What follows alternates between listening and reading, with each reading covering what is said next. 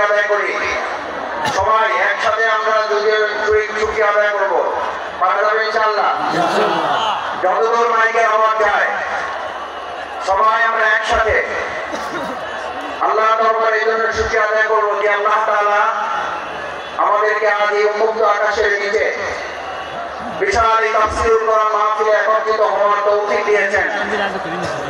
সে আল্লাহ সুবহানাহু ওয়া তাআলার দরবারে আমরা আমাদের হৃদয়ের সবটুকু আবেগ এবং ভালোবাসা উজাড় করে মস্তক অবনত চিত্তে শুকরিয়া আদায় করতে চাই। সবাই পারবেন ইনশাআল্লাহ? আমরা সবাই একবার শুকরিয়া আদায় করি জোরে সোরে। আলহামদুলিল্লাহ, আলহামদুলিল্লাহ,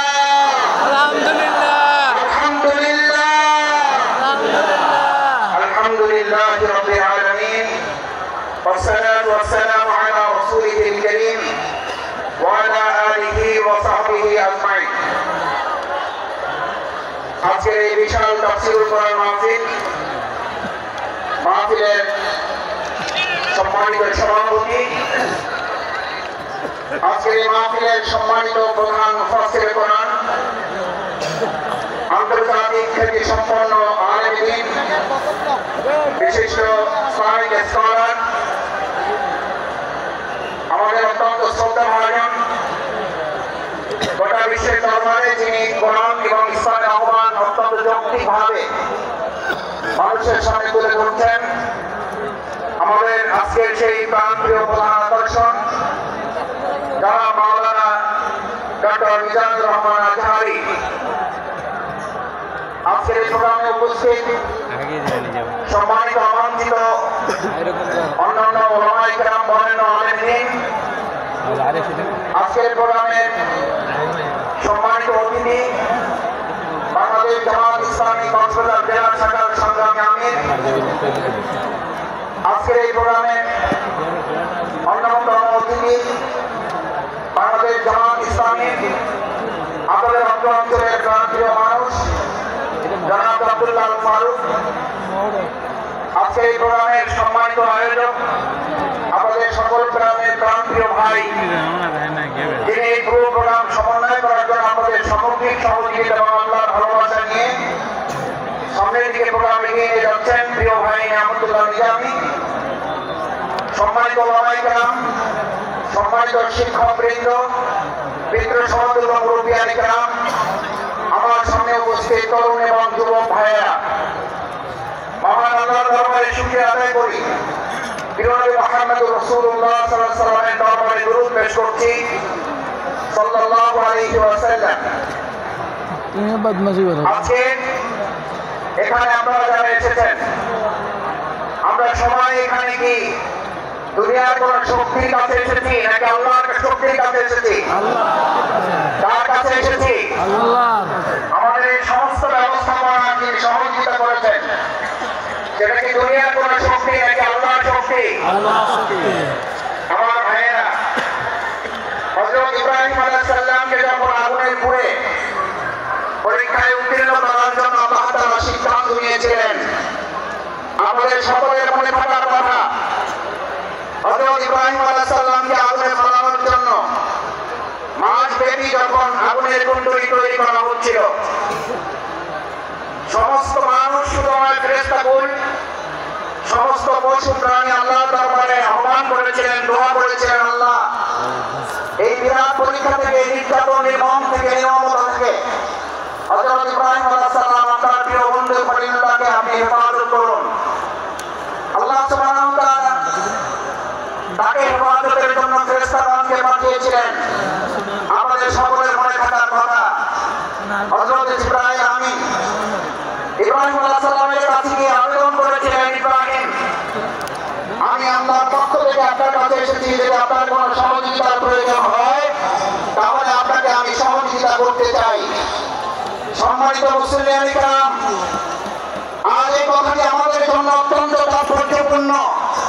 যদি কেউ মনে করেন পরিস্থিতি ভালো হয়েছে সেজন্য হয়তো আমরা এই কাজ করতে পারছি, কিন্তু আমরা এই কথা পরিষ্কার বলি, আমাদের কাছে পরিস্থিতি ভালো হলেও আলহামদুলিল্লাহ, আমাদের কাছে পরিস্থিতি প্রতিকূল হলেও আলহামদুলিল্লাহ, আমরা শত প্রতিকূলতার মধ্যেও দুনিয়ার কোন সহযোগিতার কাছে মাথা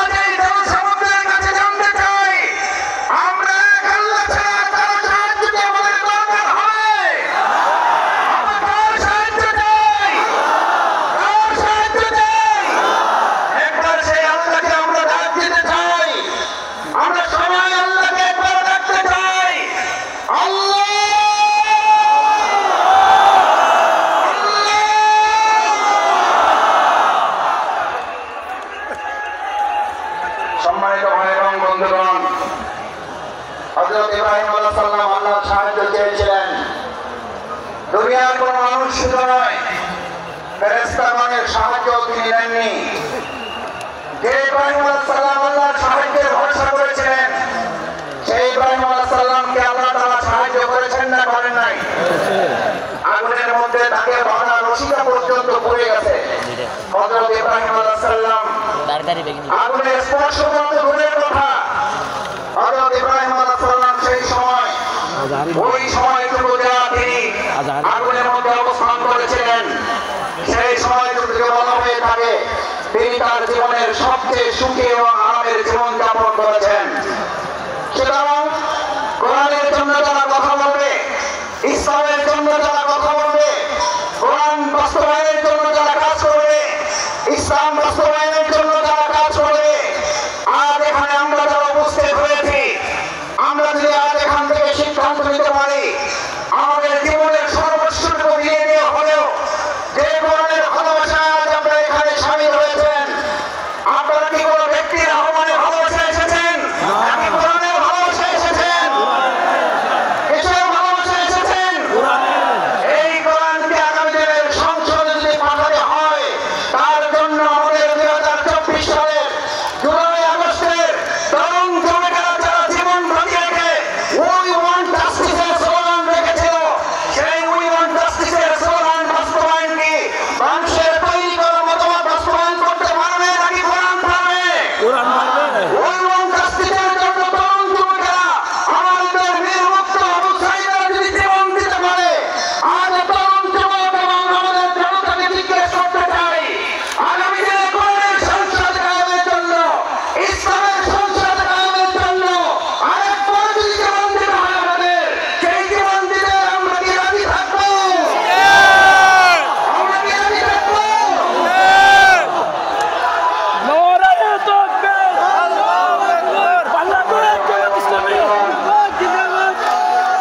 আল্লাহ সুবহানাহু ওয়া তাআলা আমাদের কোরআনে আমাদের জন্য উল্লেখ করেন,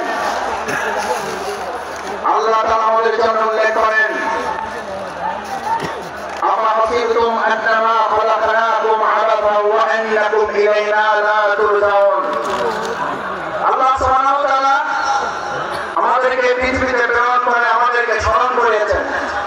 তোমরা কি মনে করো যে তোমাদেরকে এমনিতে অর্থহীন ভাবে, টার্গেটলেস, এইমলেস, গোল শূন্য, কোন উদ্দেশ্যহীন ভাবে তোমাদেরকে আমি পৃথিবীতে প্রেরণ করেছি?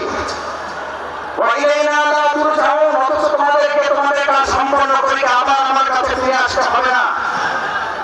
আমাদের সম্মানিত ভাই এবং বোনেরা, আমার পর্দার মা ও বোনেরা যারা আছেন এখানে আজ যারা উপস্থিত হয়েছি, আমাদেরকে কথা ভালো করে মনে রাখতে হবে।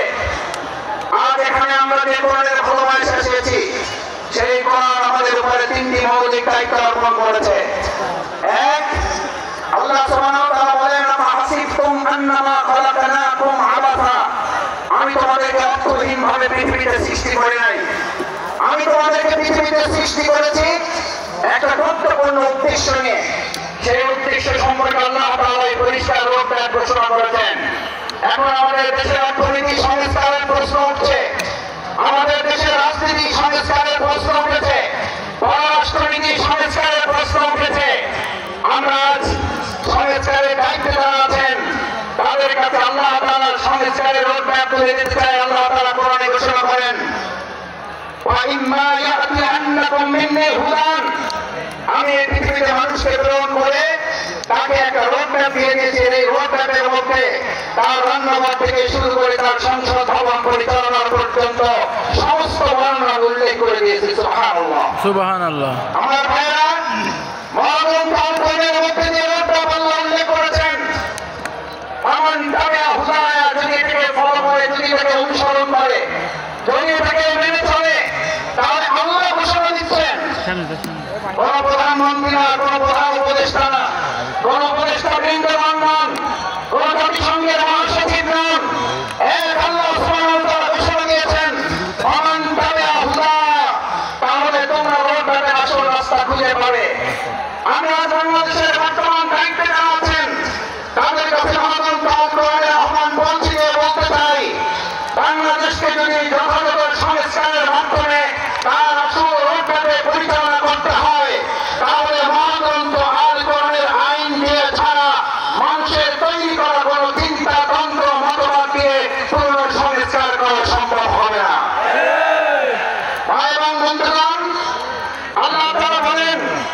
যদি এটাকে ফলো করে তাহলে সঠিক পথ হবে। আচ্ছা, আপনাদের কাছে জিজ্ঞেস করি, যদি কোরআন অনুসরণ করার মধ্যে দিয়ে সঠিক পথ পাওয়ার